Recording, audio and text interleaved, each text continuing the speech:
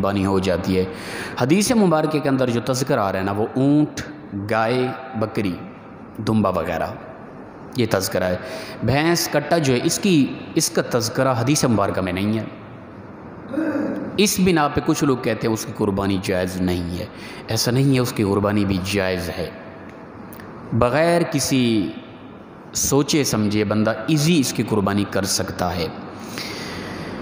اللہ تعالیٰ نے قرآن پاک کے اندر فرمایا نا وَلِكُلِّ أُمَّةٍ جَعَلْنَا مَنْسَكًا لِيَذْكُرُوا اسْمَ اللَّهِ عَلَى مَا رَزَقَهُم مِّن بَهِيمَةِ الْأَنْعَامِ۔ فرمایا کہ ہر ایک امت کے لیے ہم نے قربانی مقرر کر دی ہے، اور اس لیے تاکہ وہ ان چوپائی جو مویشی ہیں، جانور ہیں، ان پر اللہ کا نام لیں، انہیں ذبح کریں، ٹھیک ہے نا۔ 4 پاؤں والے جتنا مویشی حلال ہیں نا گھروں میں پالے گئے، ان کی قربانی کا قرآن پاک میں تذکرہ ہے مطلقاً۔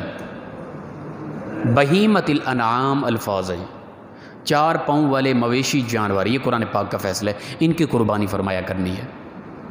اب اس کے اندر گنتی نہیں ہے کہ کن کن جانوروں کی قربانی کرنی ہے، وہ مطلقاً کہا گیا ایسے حلال جانور گھروں میں جن کی پرورش کی گئی 4 پاؤں والے، ان کی قربانی کر سکتے ہیں، یہ مطلقاً حکم ہے۔ حدیث مبارکہ کے اندر ان 3 جانوروں کا ذکر ہے، اونٹ، گائے، بکری، دمبا اور یہ بھیڑ وغیرہ اسی کی جنس سے ہے، اسی میں شامل ہے۔ بھینس وغیرہ کا تذکرہ نہیں ہے حدیث مبارکہ میں۔ تو اب کیا بنے گا بھئی؟ دراصل بات یہ ہے کہ بھینس جو ہوتی ہے نا، کٹا جو ہوتا ہے وہ حلال جانور ہے، گھر میں پرورش دیتے ہیں انہیں۔ ہاں یہ ہے کہ رسول اللہ صلی اللہ علیہ وسلم کے دور میں اس ایریا میں گرم علاقے تھے، وہاں پر یہ بھینس وغیرہ ان کی پرورش نہیں کی جاتی تھی، اور تھے ہی نہیں اس دور میں ان علاقوں میں، خاص طور پہ یہ کٹا وغیرہ ان علاقوں میں خاص طور پہ نہ تھے، اس لیے ان کا تذکر حدیث مبارکہ میں نہیں آیا۔ بھئی حلال ہیں، سب کہتے ہیں جی حلال ہیں، حلال ہیں، تو پھر ان کی قربانی کیوں نہیں جائز؟ ہاں اس کے علاوہ دیکھیں نا بھئی رسول اللہ صلی اللہ علیہ وسلم نے بھینس کا نہ گوشت کھایا ہے نہ دودھ پیا ہے، تو پھر کیا کرو گے؟ بھئی اگر ہم کہیں کہ اس دور میں صرف گائے کی قربانی کی گئی، بھینس کی قربانی کی ہی نہیں گئی رسول اللہ صلی اللہ علیہ وسلم کے دور میں، ہم کہتے ہیں اس دور میں رسول اللہ صلی اللہ علیہ وسلم کے ہاں ان علاقوں میں یہ بھینس پائی نہیں جا رہی تھی، تو لہٰذا کوئی کہے کہ نہیں پائی جا رہی تھی لہٰذا قربانی نہیں کی گئی اس دور میں، تو لہٰذا قربانی جائز نہیں۔ ہم کہتے ہیں کہ قربانی رسول اللہ صلی اللہ علیہ وسلم نے نہیں کی، تو اس کو ناجائز کی دلیل بنانا، پھر اس کو حلال کیسے کہیں گے؟ کیونکہ رسول اللہ صلی اللہ علیہ وسلم نے اس گوشت کھایا ہے یا دودھ پیا ہے، پھر کیا کریں گے؟ بھئی یہ اس دور میں نہیں پائی جا رہی تھی، اس لیے اس کا خاص تذکرہ نہیں آیا۔ بہیمۃ الانعام کے الفاظ واضح کر رہے ہیں کہ ہر 4 پاؤں والے جانور جو گھروں میں حلال جانور جن کی پرورش کی جاتی ہے ان کی قربانی کی جا سکتی ہے۔ ہاں اب کوئی کہے کہ گھوڑے وغیرہ کی قربانی، کیونکہ گھوڑا بھی حلال ہے، متعجب نہیں ہونا، عجیب نہیں محسوس کرنا، گھوڑا بھی حلال ہے، پر اس کو منع کر دیا گیا، یہ سواری کے لیے استعمال ہوتا تھا جنگوں کے میدان میں، تو اس لیے منع کر دیا کہ بھائی اسے نہیں کھانا، اس کی قربانی بھی نہیں کرنی، یہ بھی منع کر دیا گیا ہے۔ اب بھی اگر کوئی، بلکہ اب بھی کچھ اسلامی ممالک ہیں جہاں گھوڑا کھایا جاتا ہے، گھوڑے کا گوشت حلال ہے، اس کی قربانی ہم نہیں کرتے، تو وہ منع ہے حدیث پاک کے اندر، بھینس کے متعلق منع نہیں ہے۔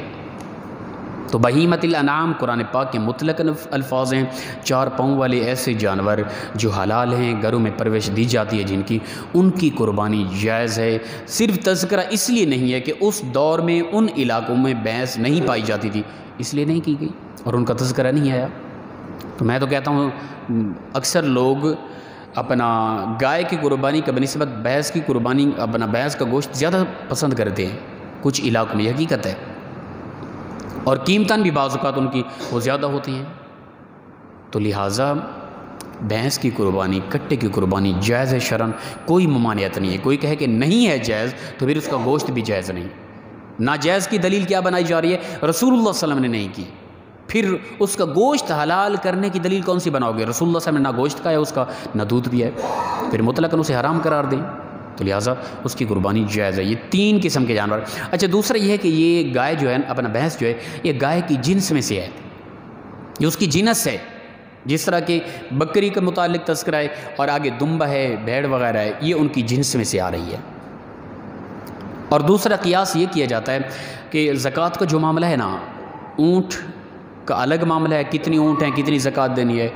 گائے کا تذکرہ ہے، وہاں بھینس کا تذکرہ نہیں ہے۔ زکوٰۃ کے معاملے میں کتنی گائے ہوں، ان میں سے کتنی گائے کی زکوٰۃ بنے گی۔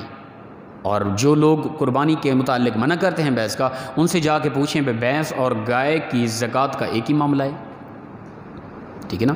جتنی گائے ہیں اور ان کی زکوٰۃ جتنا بن رہی ہے، انہی کے مطابق جتنی بھینسیں ہیں انہی کے مطابق بھینسوں کی اپنا زکوٰۃ بن رہی ہے۔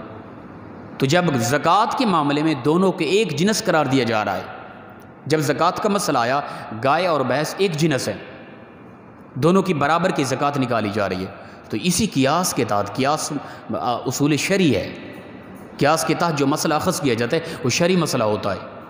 تو لہٰذا اسی قیاس کے تحت اگر ہم دیکھیں تو بھینس جو ہے وہ گائے کی جنس ہے، زکوٰۃ کے حوالے سے اگر دیکھیں تو لہٰذا بھینس کی قربانی بھی گائے کی طرح ہو سکتی ہے۔